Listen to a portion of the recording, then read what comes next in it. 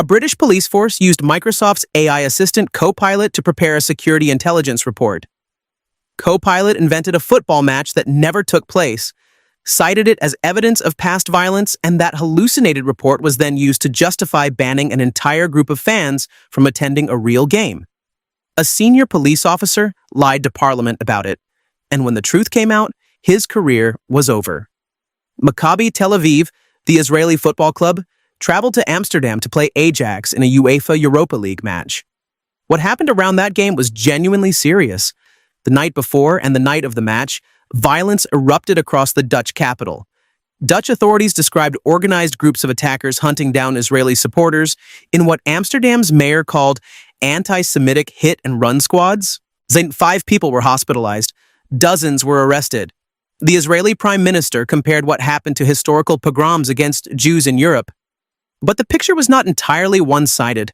Reports and official investigations also noted that a section of Maccabi fans had behaved aggressively before the match, pulling down a Palestinian flag from a building, chanting anti-Arab slurs, vandalizing property. Amsterdam's mayor later published a report describing the violences stemming from a toxic combination of anti-Semitism, hooliganism, and anger about the war in the Middle East. Regardless of how blame was apportioned, the events in Amsterdam put European football authorities on edge. Maccabi Tel Aviv's next Europa League away match against Besiktas in Istanbul was relocated to an empty stadium in Hungary because Turkish authorities refused to host it.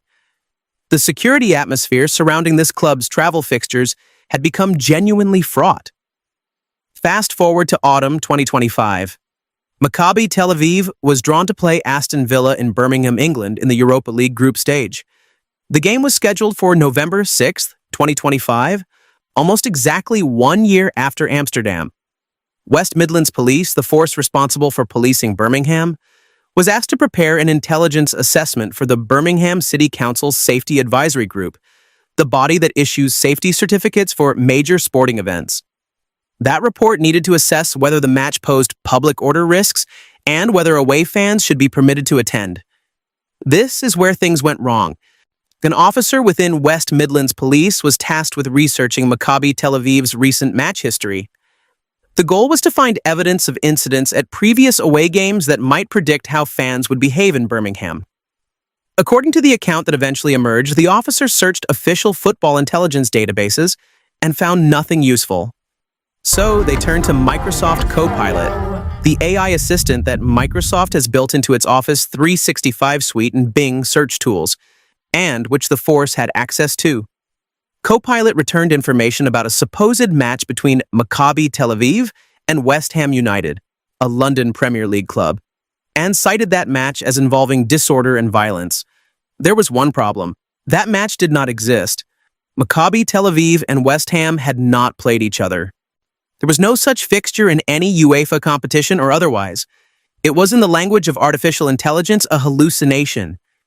The AI generated a plausible-sounding piece of information because its underlying model predicted that such information was likely to exist, not because it actually retrieved a factual record. But the officer who ran the query did not verify it. The fake match was included in the intelligence report. The report was passed to the Safety Advisory Group.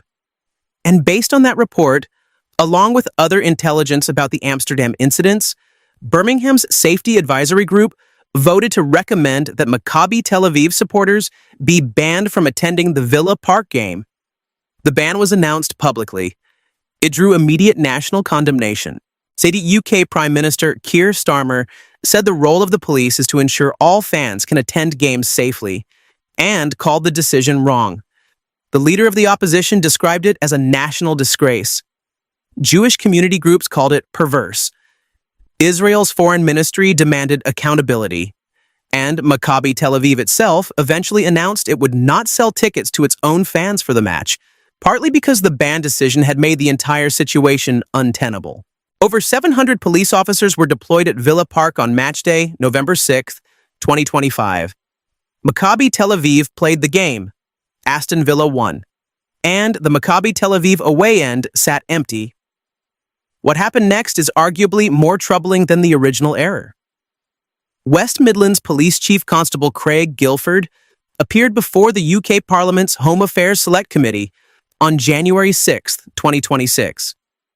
MPS asked him directly whether his force had used artificial intelligence in preparing the intelligence report that led to the ban. Guilford said no. He told the committee that the reference to the West Ham match had come from a Google search, not from an AI tool. That account was false, and within days, it unraveled. While preparing material for an inspection by HM Inspectorate of Constabulary and Fire and Rescue Services, Guilford became aware that the West Ham fixture had not been found through a standard Google search. It had been generated by Microsoft Copilot. On January 14, 2026, Guilford wrote a letter to the committee chair, Dame Karen Bradley, admitting this. He said he had offered his profound apology for the error and that he had not intended to mislead Parliament. He said his belief that the information had come from a Google search was honestly held based on what he had been told, but that belief was wrong. The Home Secretary, Shabana Mahmood, addressed the House of Commons and described the episode as a failure of leadership. She said she no longer had confidence in Guilford. An independent report into the affair found what investigators described as a series of mistakes in how the force gathered and handled intelligence, as including evidence of confirmation bias, meaning the police appeared to have been looking for reasons to ban the fans rather than conducting a genuinely open-minded assessment. Following criticism from the Home Secretary and the Police and Crime Commissioner, Simon Foster, who had already begun the process that would have allowed him to dismiss Guilford, the Chief Constable announced his retirement at the age of 52. Guilford's successor as Acting Chief Constable Scott Green took over, and on his first day in office suspended West Midlands Police's access to Microsoft Copilot entirely. Speaking at a public meeting with Commissioner Foster in late January 2026, Green said the force is not going to use Copilot again until two conditions are met. A full investigation by the Independent Office for Police Conduct and the force's own Professional Standards Department is concluded, and broader policy and governance guidelines are in place. If you are not familiar with why AI systems do this, why they generate false information with such apparent confidence, it is worth taking a moment to understand the mechanics. Large language models, which power tools like Microsoft Copilot, OpenAI's ChatGPT, and Google's Gemini, do not work like a search engine. A search engine indexes actual web pages and retrieves them when they match a query. A language model does something fundamentally different. It has been trained on enormous amounts of text, and when you give it a prompt, it generates a response by predicting the most statistically likely sequence of words that would follow. That process is remarkably good at producing fluent, coherent, contextually appropriate text. But it does not retrieve facts from a verified database. It generates text that pattern matches to what seems like it should be true. When a language model is asked about previous violent incidents at Maccabi Tel Aviv away games, and there is not a specific, well-documented record to draw on, it may produce something that sounds like a factual account, because that is what the training data would suggest such a response looks like. It is not lying. It does not have intentions. It is doing exactly what it was designed to do, and what it was designed to do does not include verifying that every claim it makes is grounded in reality. Microsoft's own response to the West Midlands scandal said that Copilot combines information from multiple web sources into a single response and provides linked citations, and that it informs users they are interacting with an AI system and encourages them to review those sources. That is technically accurate. But when a police officer is under time pressure preparing a report, the practical reality is that an AI-generated summary that looks authoritative and cites what appear to be legitimate sources will often not receive the same scrutiny as a manually assembled document. This is not a flaw unique to Copilot. All major language models hallucinate at some rate. Research teams at Anthropic, OpenAI, and others are actively working to reduce this, but it has not been eliminated. And the lesson from Birmingham is that when AI-generated content enters a high-stakes official process without rigorous verification, the consequences can be serious. You might assume that after a scandal of this scale, UK police forces would pause and assess their AI usage. Some did. But a Sky News investigation, published in late February 2026, found that at least 21 police forces across England are still using Microsoft Copilot despite the West Midlands incident. Only 8 forces confirmed that Copilot cannot be used in investigations.